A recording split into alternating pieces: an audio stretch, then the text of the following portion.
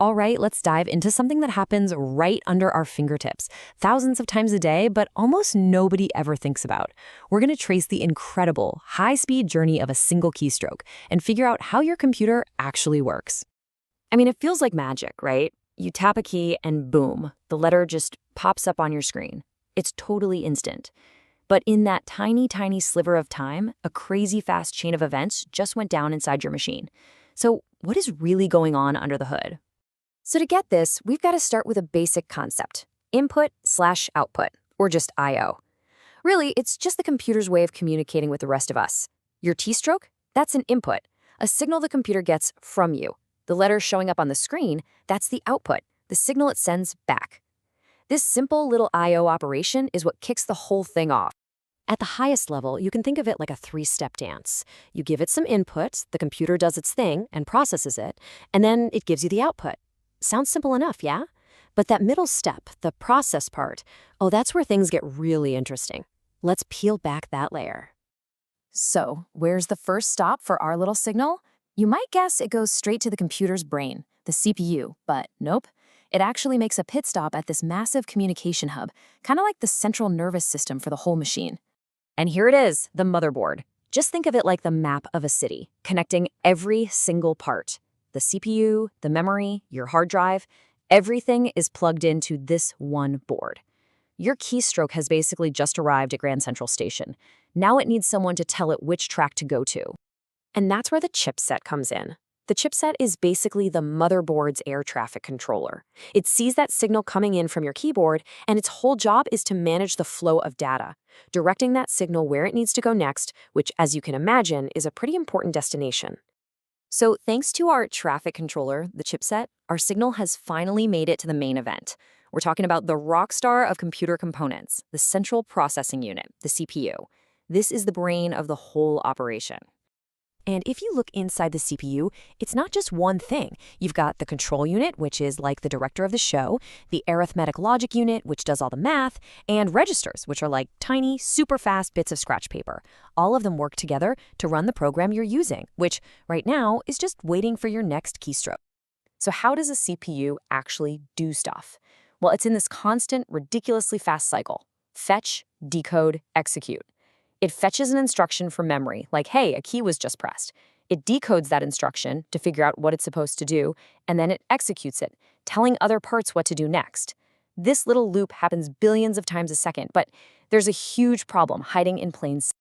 And here it is, the big conflict of our story. We've got this blazing fast CPU just itching to process billions of instructions a second.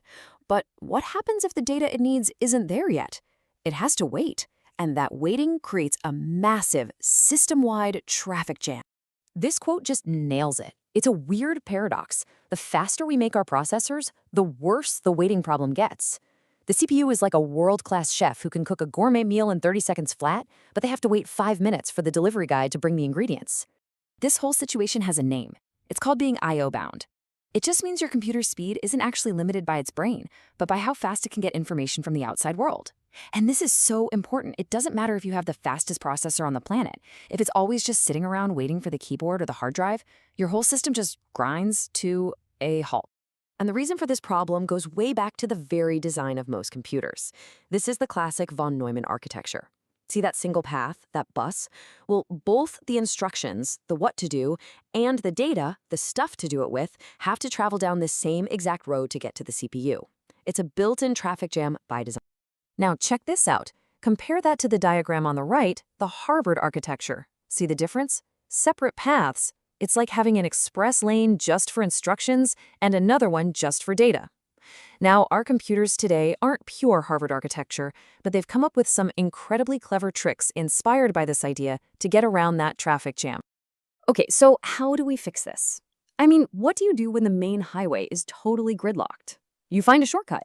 And modern computers are absolutely packed with these genius workarounds designed to bust through the bottleneck and keep that CPU busy.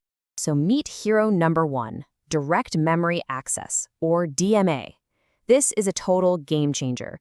It's a system that lets other devices, like your hard drive, talk directly to the computer's main memory, its RAM, without having to bother the super busy CPU at all. This little guy here is the DMA controller, and the source had a great analogy for it. It's like a dedicated station master. Instead of the CPU, the CEO, having to stop everything to sign for every little package, the DMA controller, our station master, handles all the routine deliveries. This frees up the CPU to focus on the really important brain-intensive tasks. And here's hero number 2, PCI Express, or PCIe. Look, if that old shared bus was a 1-lane country road, PCIe is a 16-lane superhighway. It gives the most important components, like your graphics card or your super fast storage drive, their own private, dedicated express lanes to the rest of the system. No more getting stuck in traffic. Okay, we've seen the problem, the bottleneck, and we've met the heroes that solve it, DMA and PCIe. So now let's follow our little keystroke one last time and see how this all comes together to make everything feel so instantaneous. So here's the full journey. You press the key. The signal hits the chipset. But now, here's the shortcut. Our hero DMA steps in and moves the data about the keystroke directly into memory without bothering the CPU.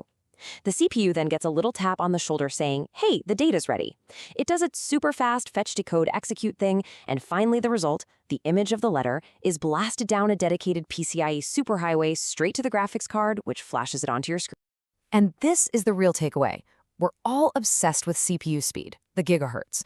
But that's not the whole story, not even close. The real secret to a fast computer is the efficiency of the entire network. It's all the clever shortcuts and superhighways that let every single part talk to each other without having to wait in line. When you really look at it, it's not just a collection of parts. It's a beautiful, high-speed ballet. Every piece of hardware choreographed by the software, all moving in perfect sync. That one little keystroke kicks off this incredible chain reaction, all designed to overcome those bottlenecks and get that letter on your screen so fast it feels like magic. Which really just leaves us with one final thought. You know, the entire history of computing has been about finding the next bottleneck and then inventing some clever way to get around it. So what's next? In a world of AI and unbelievable amounts of data, where do you think the next big traffic jam is going to be? And what will that next crazy shortcut look like?